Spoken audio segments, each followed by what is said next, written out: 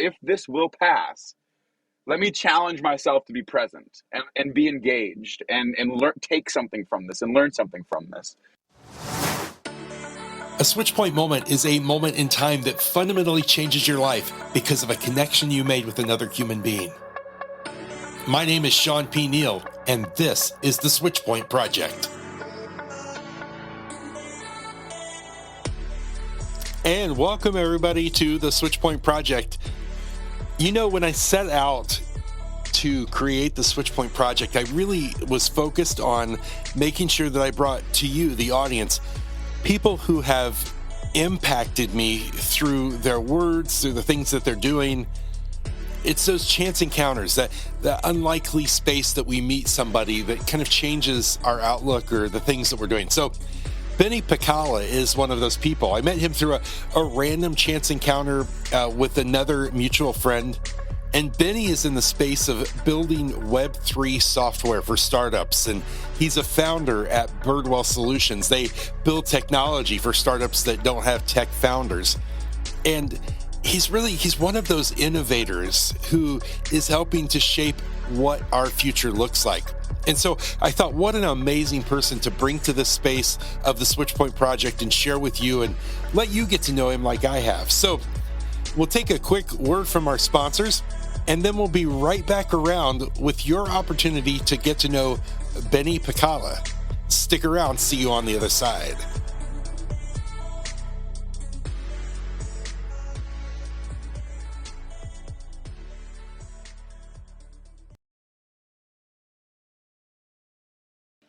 And here we are today exploring the mindset of the entrepreneur. Benny Pekala, thanks so much for joining me today. How's it going? I'm great. Thank you for having me. Awesome to be here. I love it. I love it. You've got some energy. This is going to be fun. So you and I met through a mutual friend, and you're a founder, a CEO, and you were, when I met you, you were actually involved in the virtual event space, which was kind of some things I was dabbling in last year in 2021. And so real quick, let's kind of get to who you are. You grew up north, is that right? I grew up in Minneapolis and then went to Madison, Wisconsin for college. Go Badgers. But actually, it was while I was in school that me and a partner started our own business building apps. We essentially didn't want to go work for someone else. We figured we could do it ourselves. And so we just kind of set off to do it. And from there, we've used our business where we help startups and small businesses to build apps like mobile apps and web apps. We've used that to go build some of our own, right, as a foundation to kind of give us the time and the resources to go and say, hey, let's go build some of our own. So yeah, it's so great. Last year, we were really focused on virtual networking. And we had a platform where we did a lot of virtual networking events and community building events. It was incredible. It was awesome. It was a huge success, but also eventually the company closed down. But no, so it's so cool to be able to meet you through all of that. And these days, what's really cool is we're starting to go into software development for crypto. And who knows, maybe we'll talk more about it, but essentially just build, the same thing we were doing before of kind of working with startups and teams that don't have a technical founder or don't have a technical team and helping them to still be able to participate in this, right? So to go build their own crypto, build their own blockchain. And that's what's been really exciting and the big focus this year coming up. Wow. Yeah. And so, and you, so you graduated from college, you came out of this knowing that this isn't going to be a traditional career path. You're going to kind of forge your own path. And that's really what I wanted to talk to you about today. This is, I think from the get-go, from the start, we look at, people who find comfort in having that traditional paycheck that comes in every week. And I think that there's this maybe false sense of security that is the guaranteed, if you have the job or you have an employer, that's the guaranteed.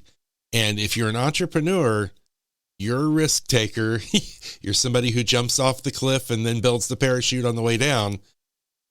First of all, what did your family, what did your friends, was there any pushback when they started hearing you say, this is what I want to do, or how did you find that support was? Yeah, I'm always very grateful of my family, right? There's times weekly, right, that I realize how blessed I was that they were very supportive. And so specifically, it was unique for me because my story involved me graduating college early. And it might not have been the same had I not taken that path. Because when I graduated early, I was in a position where everybody knew I wasn't going to go get a real job yet. So like that was accepted. It was accepted that Benny was going to go do something. He earned this time. Like I worked hard to graduate early, and I earned my time to do something else before going right into the workforce. And so that was really great because everybody was just very supportive of, hey, like, in fact, when I started building my own business and everything, it was almost like you're working too hard. It was almost like this, hey, maybe you should take, travel or do some of these things. But I mean, even more specifically, so my older brother, Russell is his name. My older brother was always my role model, right? So he's 1 year older than me. I also have two younger siblings, but 1 year older than me. And if anybody has close siblings to them, especially if there's like two boys who were very competitive growing up and very competitive. So I look back and I see that as a lot of the original drive that got me into some of these things because not only was he interested in technology and in startups, but him and I would have a lot of these conversations about, hey, let's start our own company. Let's go do these things. And so from an early age, I kind of had this idea that I could do it and that there would be people that would take the jump with me. I mean, like, it was like my brother, and he ended up, not taking this jump with me, but being with me along the ride and being supportive. But yeah, but it was really graduating early that kind of caused me to kind of say, wait a minute, I don't want to go work for somebody else. Let me really throw my weight into this, and really, and that was the beginning, at least, of what would snowball into the company. Wow. There's a growth piece in there. What I'm really going for here is the fact that when we start this, we have a lot of energy, and then we encounter these walls that suddenly like, and that's it. I compare it to being in a race car, and you hit that wall, and your car comes to a complete stop, and you maybe jettison from the car, and it feels that uncomfortable. What do you recall the first like major stop that you encountered as an entrepreneur where you took the leap? What was it like for you? Yeah. Oh, yeah. No, I love the way you put that. Like the moments where you realize that what did I get myself into kind of moments. Exactly. um, I think for me, one of the earliest ones was realizing that I wasn't going to be a programmer. So I had went to school to be a software engineer. So, coding and learning the ins and outs of Java and Python and looking back, some of these things are like the hindsight's always 2020. So looking back, I knew that I enjoyed people and I enjoyed the parts of my day that were, but that was not, I was planning to be an engineer. Right? I was planning to be a software engineer. And I remember when we first started the business and, I had this voice in my head of, oh, I'll learn from my partner. So my partner, Robinson, he's a brilliant engineer, right? He's a computer scientist and an electrical engineer. And it was a much better programmer than I was. And so I was like, oh, I'll learn from him, and we'll pick up from there. And I can remember a time when, for anybody that does program, it was like he was telling me how to set up like an index file for like we were building like it was like totally a trainer project of building an HTML site and building like an index file. And I remember him just like, took him like 5 minutes, and I came back, the next day. It took like 3 hours and I wasn't done. And there was this, okay, so I guess this is not what I'm going to be doing, like, oops, you know what I mean? Like, and that was a fun memory and a good one, it was worth realizing. Yeah. Yeah. Well, I mean, you kind of, you build up in your head, that this is the space you go into, then suddenly you realize, maybe not. So there has to be a journey there. That is, as you come out of that and you start to say, okay, where do I fit in with all of this, the skill sets that you have, the love of people. How did you come into the space of where you're at? What was that evolution like? Yeah. And I know for me, a lot of the feeling that I even get now that reminds me of that moment is when there's like open space, right? So it felt like when I kind of released myself from that, it was this, wait, okay, so what do I want to do now? You know what I mean? Like, like this, like it was open, right? Like the possibilities were endless. It was open, which can be kind of terrifying. But it was exciting, right? It was this, okay, like envisioning a new, envisioning all of these things. But to your point though, right? Immediately following that was the, okay, well, it looks like I'm going to go find the clients, right? It was just like, okay, well, if I'm not going to do that, what am I going to do? You know what I mean? And it was Right. like, this is a pretty quick, well, you're going to do that. And so that was interesting because it pretty immediately gave me this sense of, okay, well, there would always be me choosing what to do, but there would always be necessity and responsibility. And some of these, that was like my earliest kind of exposure to, okay, this is great because I get to be an entrepreneur and I get to do whatever I want and all these things, but also I have to pay the bills. I have to make sure that we're still a business at the end of the month. You know what I mean? And that everything stays together. So I think like the first thing was just to say, okay, and I'll never forget. I was like, how do we sell? I remember Google searching because we were at the University of Wisconsin, like University of Wisconsin, like tech events.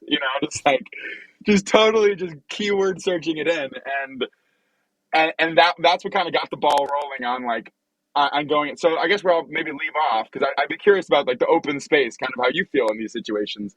Is I remember having like my first like coffee meeting with someone where I had like met them at an event, like talked about their business, and I sat down with them because we were developers and they needed developers, and I was just like, afterwards, I was like, I can do this. And I was like, this is something, and I enjoyed it, and I enjoyed that coffee meeting. And I was like, this is going to be fun. I can do this part. So it was a ton of fun. Do you feel like that moment of open space where there's endless possibility, but also like it's a little daunting?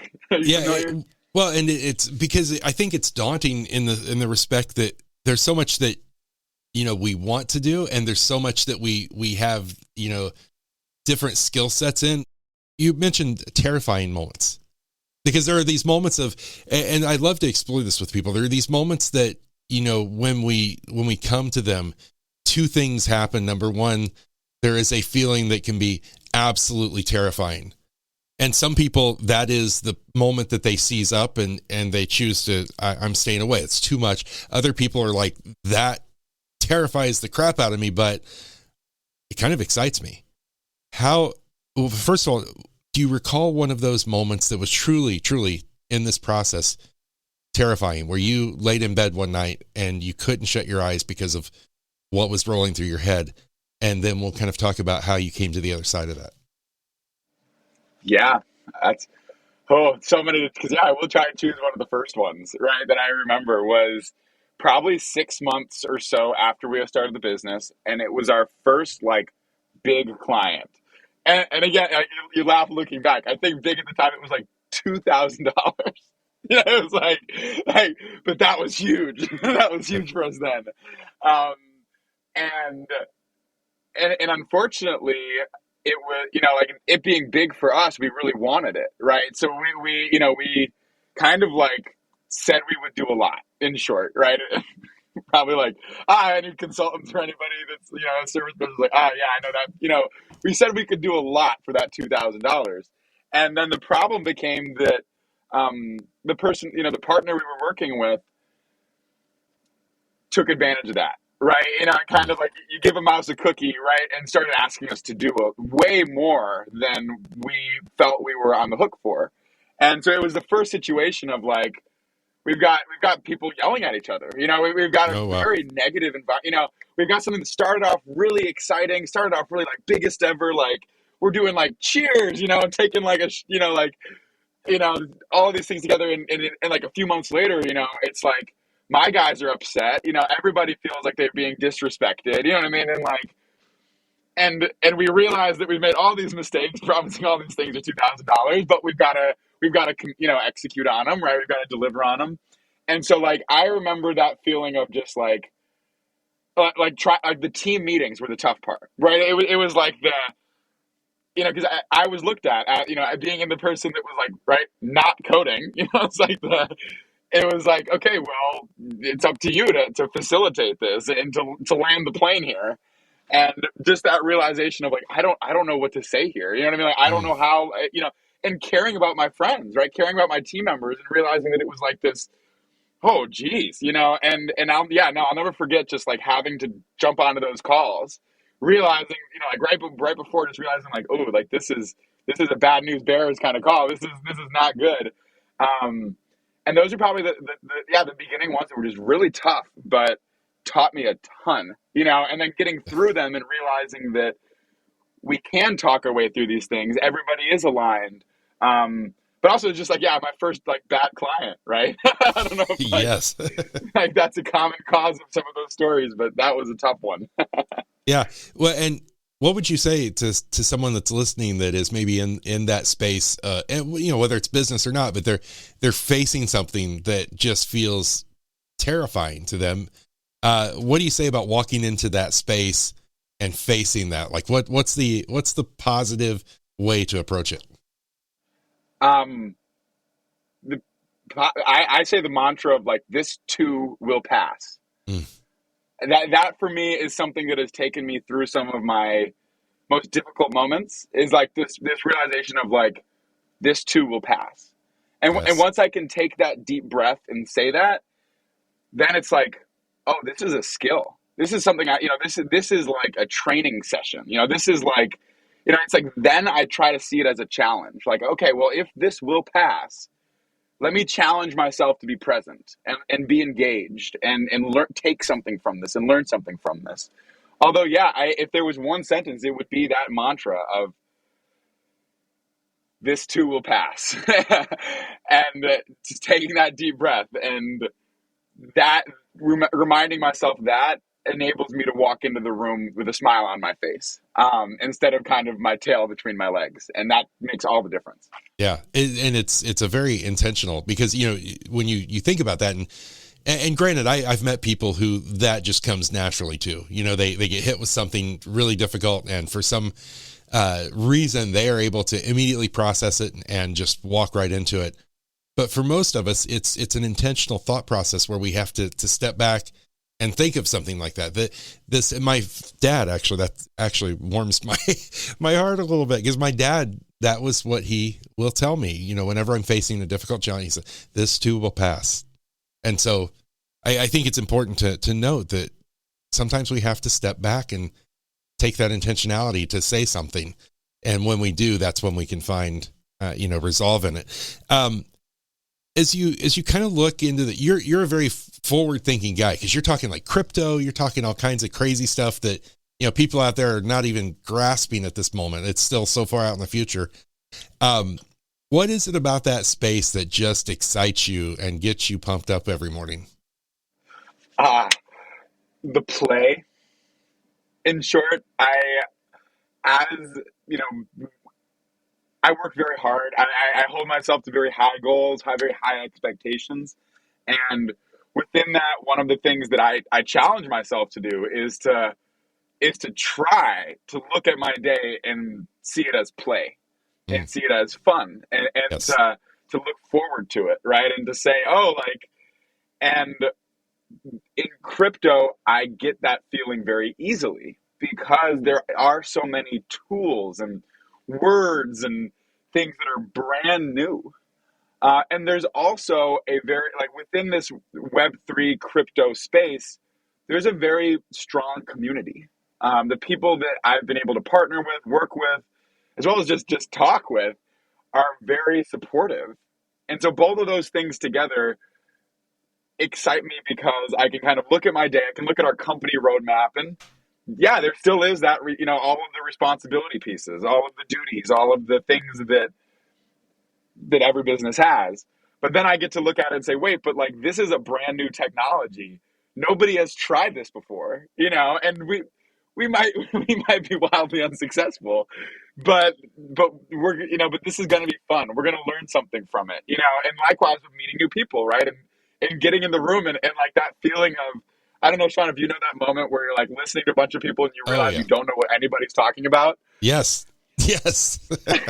I love that moment. It's huge, right? And within this space, I'm like finding myself there again where I'm like, who, like, I'm back, I'm once again back to being the least informed person in the room, and that's cool. That's again like the play. It's like, oh, wait, this is new. This is uncharted territory. This is a part of me that I have not engaged with before. And that excites me a lot. Yeah. It's funny because I remember, and I think that there's this conflict with some people that there's part of us that we feel very inadequate if we walk into a room and we don't get what's happening or what's being said. And we can feel like we're in the wrong place. This doesn't, this, and it's become very popular to talk about now. And I'm excited about this. There is that old saying that says, don't be the smartest person in the room. And if you are, then you're in the wrong room. So tell me a little, do you ever feel that on that other side? Have you ever sat in that room and felt intimidated by the conversation and had to turn that around? Or are you just the person that kind of naturally says, bring it on, and I want to learn? That's a great, it takes a lot of it takes pep talks. Yeah. Like I've become very good at giving myself pep talks. I love it. And, Yes. and yeah, to your point, no, there's plenty of times where I'm, and it almost comes back to like the conversation I mentioned before, one of those early ones where I was like, I knew I was going to get beat up. I knew I was going to turn on, I was going to start that call and I was going to get punched in the face. Right. And so in that setting, it's like, there very much is like going into some conversations where I am brand new and where we're selling something that we've just started selling. You know what I mean? And it's like if somebody asks to see, oh well, what other customers you have, you're like, none. You'd be the first. And in those moments, I coach I kind of pep talk myself to say, like you gotta still bring the energy. Gotta still bring yourself, right? I have a lot of energy. So it's like, it's not really, it's just like not hiding that, but then to be open to being vulnerable, right? And admitting where you're vulnerable, because in those moments when I am feeling the most threatened, the most like, man, they're going to figure me out. They're going to find out I don't know what I'm talking about. They're going to, they're going to find a bug in the product and they're never going to use it again. And they're going to badmouth and all these things. If I just say that to the person, say, hey, like, I'll be honest, this product is new and there are some bugs. And if you find them, just know we're working very hard to fix them. But being open to being vulnerable then kind of releases some of that pressure. Yes. Because it's still true. It's still true that we might still fall on our faces, but it releases some of the pressure. Okay, so with that in mind, when I say relentless transparency and authenticity, what comes to mind with that, with what you are just saying? Challenging myself to be truer to myself and also to let my weaknesses be a show of honesty.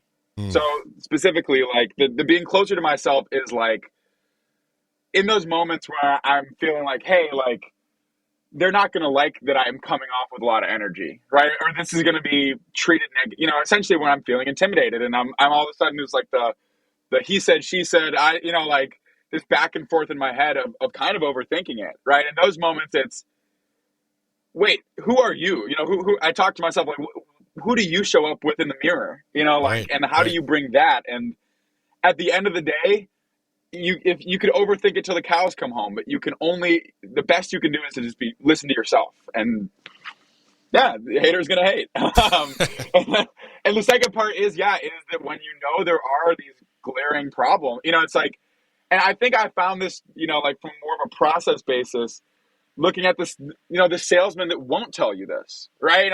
Like, so if there is a bug in the product, right? Like, I think some salesmen are, probably obliged to not tell, to talk about the good things, to talk about all of these things, right? And that's awesome. But being able to say, hey, I don't, like, we know this is a challenge and this is how we're addressing it. And we're working very hard to fix it. First of all, that's the truth, like that's Yes. that's just revealing the truth, but also like it shows that you're human, and that you're considering other people's needs and that you're not just showing them the best, the best face forward. You're showing them your values and your process, and that's what. So that's kind of like the two parts to it Sure. that kind of translate out, that shake out. Yeah, I love it. We've got a few minutes left. Let's talk about the company, where you are now, where you're headed in the future, and what we can expect from Benny Pekala. Yeah. So tell me a little bit about where this company is right now, what you're doing with it, and then we'll get into the future. Yeah. Right now, we're actually in growth mode, bringing on new team members. So it's really exciting. At the end of last year, we had a few new projects. So for us, we mostly work on a project basis where a company will say, hey, we need to build the next version of our app. The first version worked great and we got some users, but now we're ready to make improvements and we're ready to launch it again, right? And repeat the process. Yeah. And so we got a few new projects where we had, which was awesome. And so we're in growth mode, adding team members, and it's a ton of fun. You know what I mean? It's like this, getting to share parts of my job that have been me in silence in the corner, right? Like, that have been me toiling away in silence, right? And being able to say, hey, like, what, like revealing that, opening the book, and having people that are interested in working with us on it. Yes. So that's been really cool. And from like a partner standpoint, it's really great too, because we've actually got more capacity than ever. It's like one of those weird things. It's like, okay, we reached our capacity, but we rolled it over, and now we've got more team members and more ability to kind of work on the projects that are fun and that can enable us to make an impact. Like, so our favorite projects, maybe I'll leave the right now, are projects where we can see an impact in somebody's life. That's really it. Like, the more the better. The more people, the more impact it can have.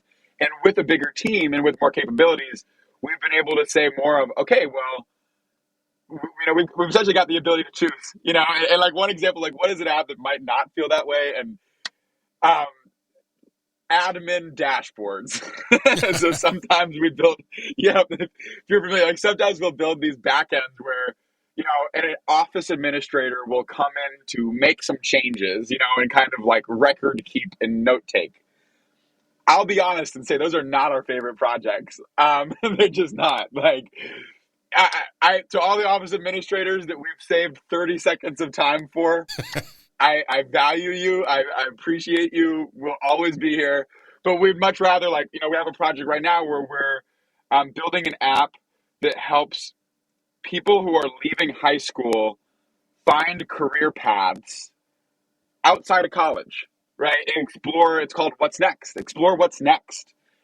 That is so often just college, but that's not the only answer. You know what I mean? Like, there are other options. And so that's one that's huge, right? Because we can really see people using it and see how it affects people's lives long term. So that's kind of where we're at now, is building the team, being able to work on more projects like the ones where there is an impact and there is a mission, and really just getting good at what we're doing, right? Really just building that foundation. Yeah, and thinking just 5 years in the future, where do you see the company? Where do you see the impact that the company is making in the world? Yeah, we really want to continue to champion serving underserved problems. So simply put, like, there are problems that have big $billion signs on them, and cool, we'll let people chase those. There are a lot of problems that we've seen, where there's not buku bucks, right? Sure. There's not but there is a ton of need, and there is a lot of users that are open to trying, right? That are like, that have this problem. And so within kind of our current scope of building mobile apps and web apps, there's a lot of that we'll continue to do. But 5 years, we want to do this within crypto, right? So we want to say, hey, like, let's build a blockchain that can help you, take better care of an animal shelter, right? Or, hey, let's build a currency that can help you fundraise for your nonprofit. And some of these things that, for example, are, they're not billion, they're not raising venture capital. They're not the buku bucks, but they're very important. And how can we kind of help bring these things to life and continue to bring these things to life and build teams around them? So 5 years from now, where we'll be is we'll have a distributed team all over the country, right? And an ability to work with founders really wherever they're at. But mostly on things that are nonprofits, that are mission driven, that are impact driven, social impact driven, and giving them the tools to chase that mission. And we'll be the tech guys, right? We'll be the tech team. That's where we'll be, and it's going to be great. I look forward to seeing with what we're working on now. I can't wait for the projects that we'll be able to get our teams and be able to drive forwards 5 years from now. It's exciting stuff. And what is really inspiring to me is that there are people like you out there that are helping to shape the future. And so I just love what you're doing, and I want you to just keep doing it. Keep being Benny. All right, man. Thanks so much for joining me today and for sharing with the audience a little bit about you. It's been great to get to know you. Thank you, Sean. Incredible. I really enjoy listening to these. It's so cool to be on the other side, and just such an honor. So thank you for continuing to bring these stories around, because wonderful. It's just wonderful. Thank you. Absolutely.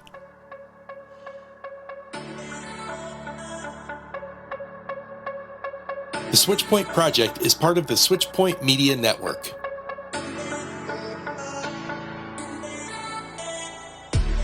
Switchpoint Media creates raw and revealing conversations that explore the intersection of self and social awareness, growth, and authentic human connection. For more great podcasts and videocasts, be sure to join us at switchpoint.media.